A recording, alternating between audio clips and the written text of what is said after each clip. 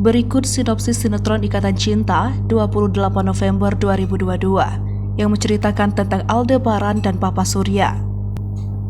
Pada sinetron Ikatan Cinta malam ini menyuguhkan cerita yang tak kalah menarik dari sebelumnya. Pada episode sinetron Ikatan Cinta nanti malam diceritakan tentang Papa Surya yang meragukan menantunya sendiri. Nah, untuk lengkapnya, simak sinopsis Ikatan Cinta 28 November 2022 yang tayang di RCTI.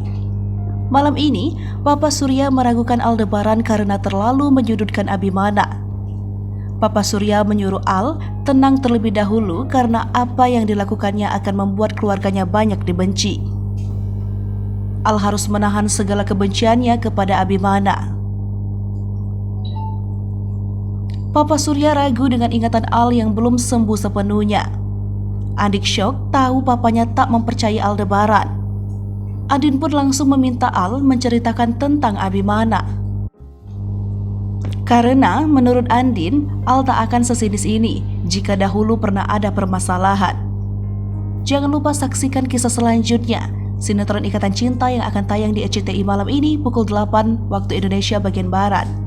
Sekedar informasi, sinopsis ini tak sepenuhnya benar karena berasal dari berbagai sumber.